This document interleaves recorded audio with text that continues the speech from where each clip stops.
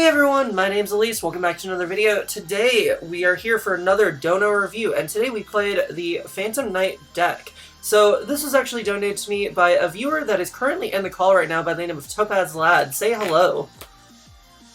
Hey everybody, it's Topaz Lad here. How's it going? I'm doing good, how about you?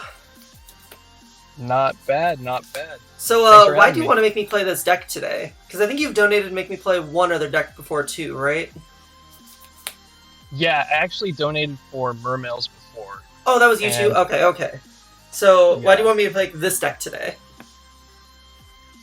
I wanted you to play Phantom Knights just because it's one of my favorite decks, and it's kind of my pet deck that I'm trying to make work in the format. So I think it's fun to watch somebody else play it and see a different perspective on it. And yeah, that's pretty much it. Okay, so yeah, before we get into his list, my list, everything like that, so I played in Imperial Gaming today. I went 3-1. I played against two Altergeist, BA, and Dino. The Dino was my loss. Dude was just... He was pretty good. He was pretty damn good, but that be what it be. And yeah, I think the deck performed pretty decently from what I changed it to. I don't know. My list is pretty standard, but I think this is a deck that kind of has a standard route to go with it, so... But there's some slight differences, but we can get into that when we get more into the deck profile. But first, let us show Topaz's list. So, Topaz, anything you'd like to say specifically about your list? First of all, it is 50 cards. Yeah, so first of all, don't, slaughter me for playing 50 cards. I have good reasoning, in my opinion, to play 50 cards.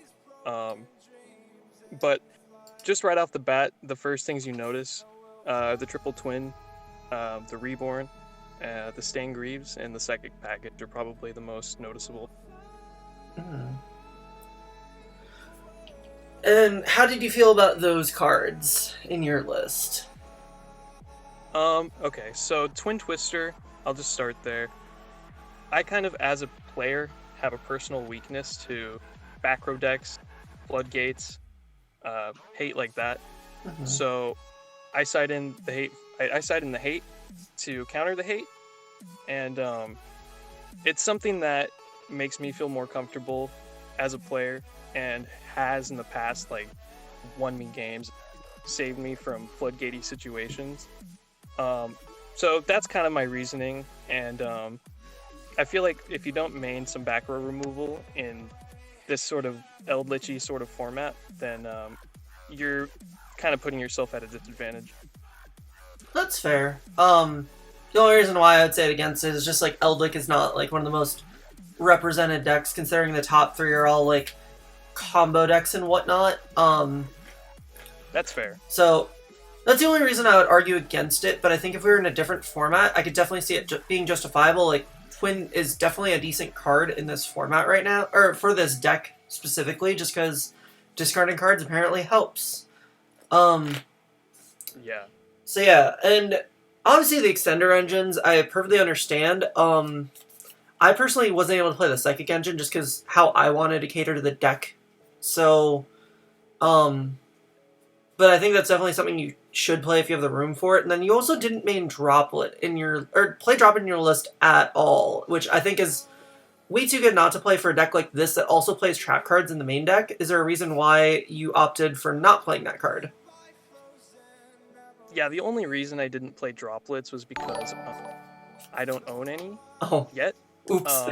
I was planning probably to pick some up, pretty soon here, but this was the list that I played at the Remote Duel Extravaganza, and so I had to use real cards, and yeah, I just don't own the Droplets or the third Lightning Storm, so that's the only real reason. If I had the Droplets, I would probably cut Nib. Gotcha. Alright, yeah, I guess we can, I don't think, is there much else you want to say about your list before we get into mine, or not everyone's rich like me, true? The only thing I want to mention is the two things, the Stain Greaves and the Edgemp Saber. Stain Greaves is really nice just because sometimes you have a Boots in your hand already, and you want to search something else off of the cloak. And then the Sabers comes up. Sometimes if you get Lancia, you can send the Sabers off of Cherubim and extend that way. Or if you draw like the Red Eyes Fusion and you draw Tour Guide, you can summon it off the Tour Guide and then go into Cherubim. Stack the Red Eyes Fusion, summon back Sabers, and then go into Rusty that way. So just some like flexibility. Since I was playing 50, you can kind of like get away with playing the more techie cards. Yeah, I was actually gonna consider playing the Edgem Sabers, but I apparently forgot to grab one when I grabbed the rest of the Phantom Knight cards, and I looked through like half my bulk last night and couldn't find a single one, so that was the main reason why I didn't play it, but then I like opted for other card choices, so but yeah, I think we can just get into my list now and see what I did differently. The first thing, obviously, I cut it to 40 cards, just because, if you haven't watched a single video of mine before, that's obviously what I do, so, we can just go straight into it, I guess. 3 Torn Scale, 3 Boots, 2 Cloak, and 1 Ragged Gloves. So, I was actually originally going to play the one you mentioned, the Same Greaves, I think, or whatever. The only reason why I didn't is just because, so I was watching, Joshua Oosters made a deck profile of the deck recently, and just from watching his, he kind of brought up a good point that, like, it could just be another better extender that's more versatile overall.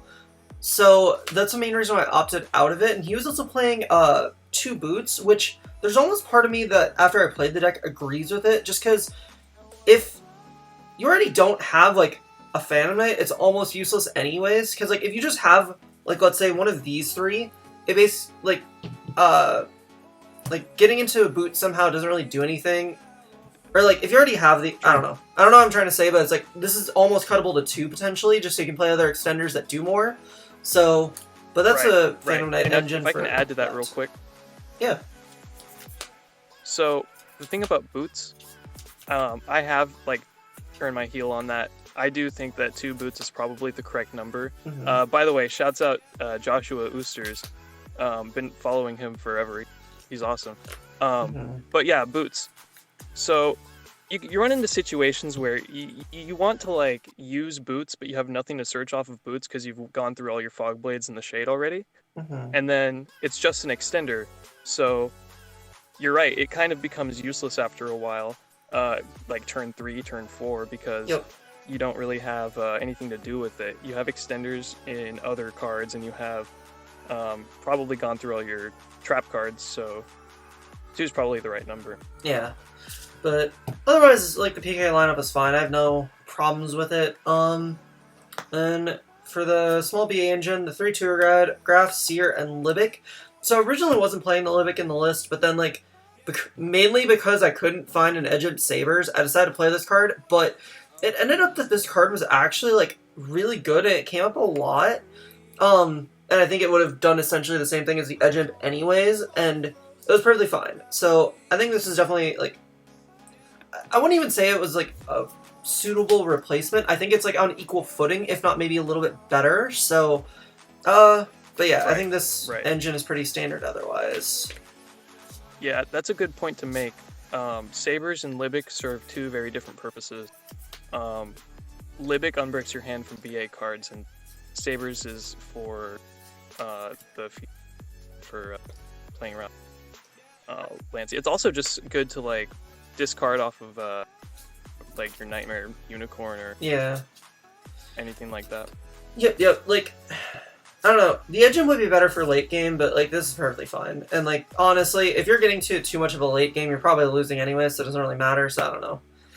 But yeah. Anyways, for extenders, I only play 3 Kagamucha and the Small Dangers. I kind of wish I had room for the Wielder and then the other card, but I just decided to play hand traps instead just because I don't know, I'm too scared. If I can play more than 9 hand traps in a deck or 9 going second cards, I'd like to, and I felt like there was enough like gas in this deck to where it wasn't technically necessary, and I never felt like I really missed it that much. So, I don't know. I think this was perfectly fine as the only other extender engines I had. So. Yep. Definitely valid points. Yep. The Psychic engine is a bit extra. It's not completely necessary, but I've found it's nice, you know, it's nice to have. Yeah, like But then again, like things that are nice to have usually aren't necessary. Yeah. I mean, it 100% has a place in the deck, and I probably am just being too hand trap crazy, but yeah, that's just the route I decided to go. So then we got the Dragoon Engine, vanillas apparently. And then 3 Ash, 3 Nib, 2 Droll, and I guess I'll just lump this in 2 because it is essentially a hand trap for this deck. Droplet, because you're playing trap cards. Droplet's really good for the deck, which means it actually has like full value, and then it's also sending your cards, so like it's really good. And then the Droll was essentially what could have been the Wielder and the other card. So the reason why I opted for Droll as opposed to any other hand trap is just because there's a lot of time where you have a Fogblade Engrave on your opponent's turn, and like otherwise I would have played Lancia. It wasn't for the Fogblade Engrave during your opponent's turn interaction, and you just lose on an advantage because you have to like Lancia too early, and you want a Fogblade like as late as possible to bring something back. So it just conflicts too much main deck wise, and Droll is still like a decent versatile card. So I kind of just want to run that as like my other hand trap. Otherwise, like the hand trap lineup's fine. So you can easily just swap the Droll for the extenders, or you can play a different hand trap if you really want to. But I think this is just like the overall better lineup for what the deck needs.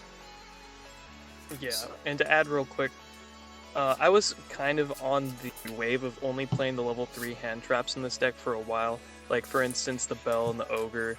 Just because Kagamucha Knight is dead if you have Kagamucha Knight and no other monsters besides like a non-level 3 hand trap.